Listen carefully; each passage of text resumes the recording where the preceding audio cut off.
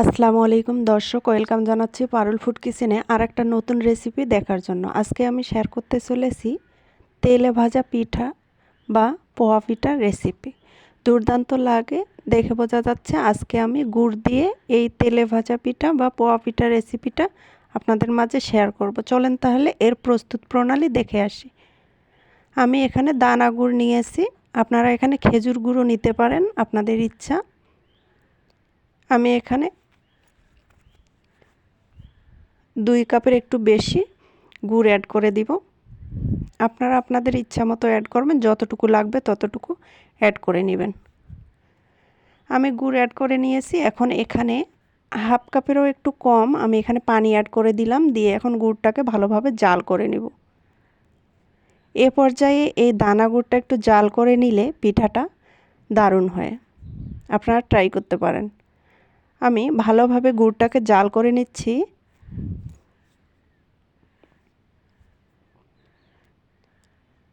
গুড়টা বলক তুলে একটু জাল করে নিব, বেশিক্ষণ না।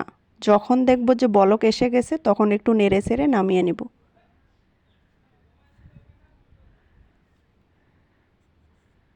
দেখেন বলক চলে এসেছে, এখন কিন্তু আমি গুড়টাকে নামিয়ে নেব।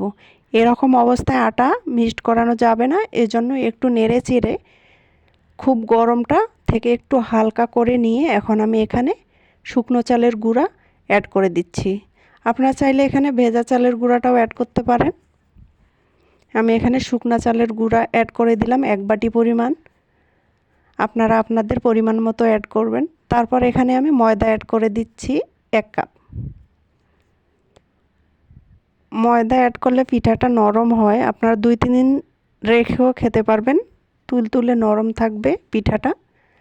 মিক্সড করে নিচ্ছি গুড়ের সাথে সুন্দরভাবে। এ পর্যায়ে আর অন্য কোনো উপকরণ অ্যাড করার প্রয়োজন নেই, আটাগুলো গুড়ের সাথে সুন্দরভাবে মিক্সড করে নিব।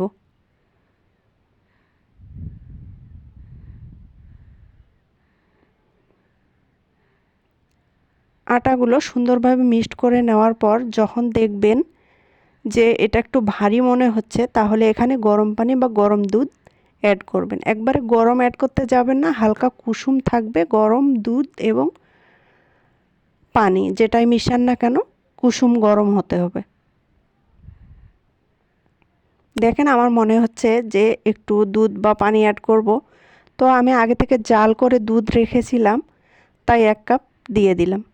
দিয়ে এখন সুন্দরভাবে নেড়ে চেড়ে নিব। এই নাড়ানোটা একটু ভালোভাবে নেড়ে চেড়ে মিক্সড করে নিতে হবে সব কিছু উপকরণ। আপনারা যত সুন্দরভাবে এই ব্যাটারটা তৈরি করতে পারবেন পিঠাটা তত পারফেক্ট হবে। দেখেন আপনাদের দেখিয়ে দিচ্ছি আমি। বেশ কিছুক্ষণ এভাবে নেড়ে চেড়ে নেওয়ার পর আমি এটাকে রেস্টে রেখে দিব 10 মিনিটের মতো। যেহেতু আমার এটা শুকনো চালের গুঁড়া, এজন্য একটু রেস্টে রাখলে পিঠাটা ফুলকো ফুলকো হবে এবং ভালো হবে।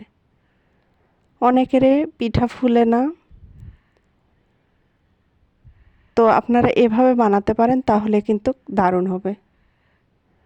দেখেন 10 মিনিট পর আমি ফিরে আসলাম। এখন এখানে আমি 1 চামচের মতো কালো জিরা অ্যাড করে দিলাম। তারপরে এখানে নারিকেল কোরানো অ্যাড করে দিলাম সুস্বাদু হওয়ার জন্য। আপনারা এই নারিকেলটা দিতেও পারেন, আবার স্কিপও করতে পারেন।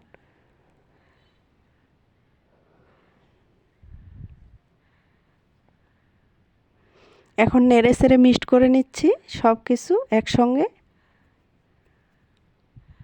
নেড়ে চেড়ে মিক্সড করে নেওয়ার পর আমি এখন এগুলো ভেজে নেওয়ার জন্য চুলায় কড়াই বসিয়ে দিলাম, পরিমাণ মতো তেল দিয়ে নিলাম। তেলটা গরম হয়ে আসলে এখন আমি পিঠাগুলো একে একে ভেজে নিব। দিয়ে নিচ্ছি, দেখতেই পাচ্ছেন তেলটা গরম হয়ে আসছে। আমি একে একে পিঠাগুলো এখন উল্টিয়ে পাল্টিয়ে সুন্দর করে ভেজে নিব। আপনারা যদি কড়া ভাজা খেতে চান তাহলে কড়া করে ভেজে নেবেন, আমি আমার মন মতো ভেজে নিলাম।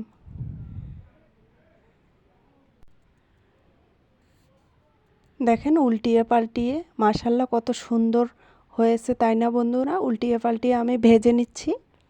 এভাবে কয়েকটা আপনাদের দেখিয়ে দিচ্ছি আমি ভেজে। আপনারা আমার চ্যানেলে নতুন হয়ে থাকলে আমার চ্যানেলটিকে সাবস্ক্রাইব করে আমার চ্যানেলের পাশেই থাকতে পারেন, লাইক কমেন্ট শেয়ার করতে পারেন। আর আমার এই সিম্পল রেসিপিগুলো যদি আপনাদের ভালো লেগে থাকে তাহলে লাইক কমেন্ট শেয়ার করে আমার চ্যানেলটিকে সাবস্ক্রাইব করে তার পাশে থাকা বেল বাটনটি অন করে রাখতে পারেন, যাতে নতুন ভিডিও ছাড়ার সাথে সাথে আপনাদের কাছে পৌঁছে যায়। দেখেন আমি সুন্দরভাবে উল্টিয়ে পাল্টিয়ে এগুলোকে ভেজে আপনাদের পরিবেশন করে দেখাচ্ছি যে কতটা লোভনীয় হয়েছিল এই গুড়ের পোয়া ফুটা বা তেলে ভাজা পিঠা রেসিপি।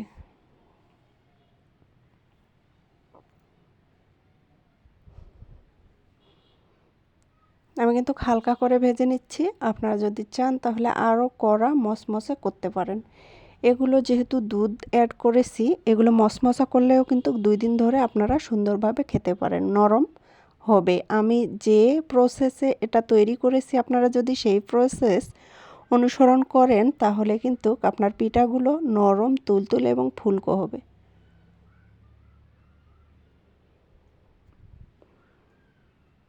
আমার কিন্তু সব পিঠা ভেজে নেওয়া শেষ। এখন আপনাদের দেখাচ্ছি আমার পিঠাগুলো কতটা লোভনীয় হয়েছে, তাই না বন্ধুরা? দেখেন ভিতরটাও, আর দেখে বোঝা যাচ্ছে যে কতটা নরম ছিল পিঠাটা। ভালো থাকবেন, সুস্থ থাকবেন, আমার জন্য দোয়া করবেন। আর একটা নতুন রেসিপি নিয়ে আমি আপনাদের সামনে আসবো ইনশাল্লাহ। এ পর্যন্ত আপনারা ভালো থাকবেন। আল্লাহ হাফেজ।